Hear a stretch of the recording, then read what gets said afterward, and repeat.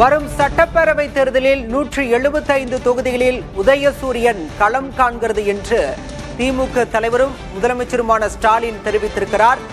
கை முரசு கதிர் அறிவாள் என கூட்டணி கட்சிகள் களம் காண்பதாகவும் தெரிவித்திருக்கிறார். தொகுதி பங்கீடு குறித்து கற்பனை விமர்சனங்களை புறந்தள்ளி கூட்டணி உறுதியாகியிருப்பதாக மு.க.ஸ்டாலின் தன்னுடைய அறிக்கையில் தெரிவித்திருக்கிறார். அனைத்து இயக்கங்களின் தலைவர்களுடனும் ஆலோசித்தே தொகுதி பங்கீட்டு ஒப்பந்தம் நிறைவேற்றப்பட்டிருப்பதாகவும் திமுக தலைவர் மு.க.ஸ்டாலின் தெரிவித்திருக்கிறார்.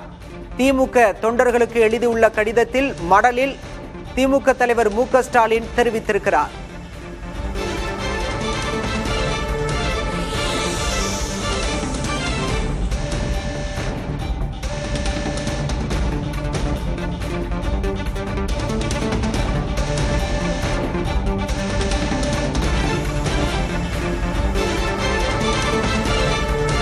திமுக கூட்டணியில் ஏறத்தாழ தொகுதி பங்கீடு முடிந்திருக்கக்கூடிய சூழலில் தொண்டர்களுக்கு திமுக தலைவர் ஸ்டாலின் மடல் எழுதியிருக்கிறார். அதில் தொகுதி பங்கீடு குறித்து கற்பனை விமர்சனங்களை பரப்ப முயற்சித்தனர் என்றும் அதனை தாண்டியும் திமுக கூட்டணியில் தொகுதி உடன்பாடு முடிந்திருப்பதாக தெரிவித்திருக்கிறார்.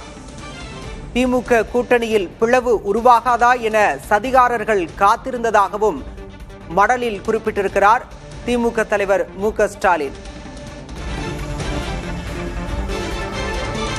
விவரங்களோடு செய்தியாளர் ரமேஷ் இணைந்திருக்கிறார். ரமேஷ், கூடுதல் விவரம்.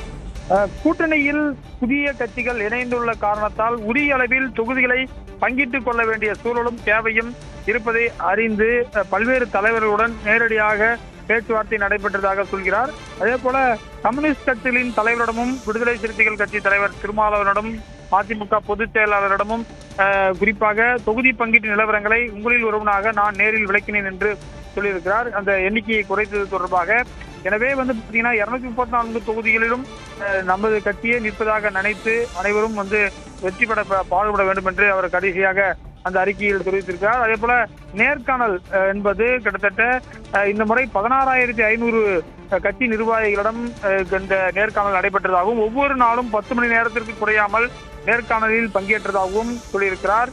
அதாவது உங்களுடைய அவர் கட்சி தொண்டர்களுடைய முகம் கண்ட போது எனக்குள் ஏற்பட்ட உற்சாகத்தினால் அடுத்தடுத்த நாட்களும் தொடர்ந்து ஊக்கமுடன் பணியாற்ற முடிந்ததாகவும் அவர் தெரிவித்திருக்கிறார். உடன்பிறப்புகள் தங்களுடைய வாழ்த்துக்களை எனக்கு தெரிவித்து பல்வேறு ஊக்கப்படுத்தினார்கள் என்றும் அவர் சொல்லியிருக்கிறார். அது மட்டும் இல்லாமல் இந்த 233 தொகுதிகளிலும் நம்மளுடைய கட்சி தான் இருக்கிறது என்பதை அவர்கள் வாக்களிக்க வேண்டும் என்றும் சொல்லியிருக்கிறார். 2026 சட்டமன்ற தேர்தலில் 175 இடங்களில் உதயசூரியன் களம் காண்கின்றது என்ற ஒரு முக்கியமான விஷயத்தை அவர் சொல்லியிருக்கிறார். ஏனென்று சொன்னால் தனிச்சின்னத்தில் நிற்பவர்கள் நேற்றோடு கூட்டணி உறுதியாகிவிட்டதால் திமுக கிட்டத்தட்ட 160 திமுக உறுப்பினர்கள் 160 பேரும் 15 பேர் மாற்றுக் கட்சியை சேர்ந்தவர்களும் உதயசூரியன் சின்னத்தில் நிற்பார்கள். 175 இடங்கள் என்பதை தற்போது அதிகாரப்பூர்வமாக தன்னுடைய அறிக்கை மூலமாக தெரிவித்திருக்கிறார். பாலா, விவரங்களுக்கு நன்றி ரமேஷ்.